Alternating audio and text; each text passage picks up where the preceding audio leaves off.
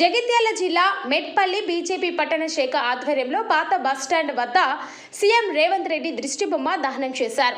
అనంతరం బీజేపీ పట్టణ అధ్యక్షులు బొండ్ల రమేష్, బీజేఎంవై రాష్ట్ర కార్యవర్గ సభ్యులు దెనికల నవీన్ మాట్లాడుతూ జూబ్లీహిల్స్ ఎన్నికల ప్రచారంలో సీఎం దేశాన్ని అవమానించినట్టు మాట్లాడడం సిగ్గుచేటని అన్నారు. దేశంపై సైనిక బలగాలపై ఇంతకు ముందు అహంకారపూరిత వ్యాఖ్యలు చేసిన నేపథ్యంలో ప్రజలు కేసీఆర్ కు బుద్ధి చెప్పారని అన్నారు. ఇప్పుడు రేవంత్ రెడ్డి కూడా అదే అహంకారంతో దేశ సైనిక దళాన్ని అవమానిస్తున్నారని మండిపడ్డారు.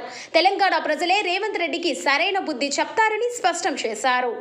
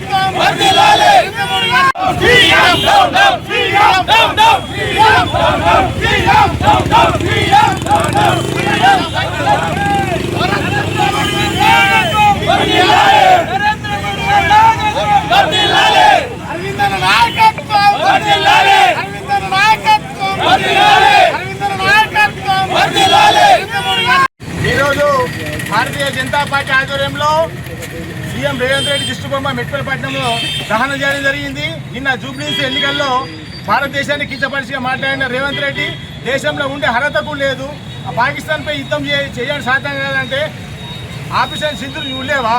ఆపరేషన్ సింధూర్ ఏం చేసింది? పాకిస్తాన్పై బాంబులు వర్షం కురిపించింది.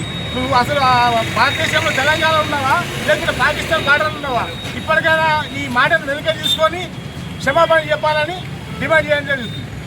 ఎన్నికల్లో ఈ యొక్క రాష్ట్ర ముఖ్యమంత్రి రేవంత్ రెడ్డి గారు ఈ యొక్క మొన్న ఆపరేషన్ సింధూర్ ఏదైతే యుద్ధం జరిగిందో ఆ యుద్ధానికి వ్యతిరేకంగా పాకిస్తాన్ను ప్రేమిస్తున్నటువంటి ఒక ముఖ్యమంత్రి ఈ యొక్క దేశంలో ఉన్నాడంటే కేవలం తెలంగాణకు సంబంధించినటువంటి రాష్ట్ర ముఖ్యమంత్రి రేవంత్ రెడ్డి గారు.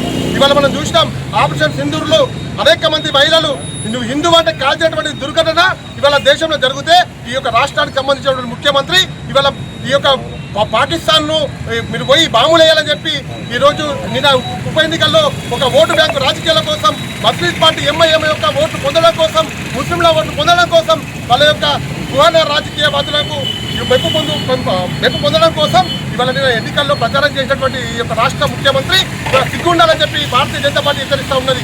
ఇవాళ ఈ దేశంలో ఉంటూ ఈ దేశం తిండి తింటూ ఈ దేశం పాలు తాగి పరాయి దేశం పాకిస్తాన్ అని ప్రేమించడం ఇది ఒక ముఖ్యమంత్రిగా నీకు తగిన గుణపాఠం ఈ జూబ్లీహిల్స్ ఎన్నికల్లో హిందువులు ఖచ్చితంగా గుణపాఠం చెప్తారు బిడ్డ ఖబర్దార్ రేవంత్ రెడ్డి చెప్పి హెచ్చరిస్తూ ఈ అవకాశం ఇచ్చినటువంటి ధన్యవాదాలు.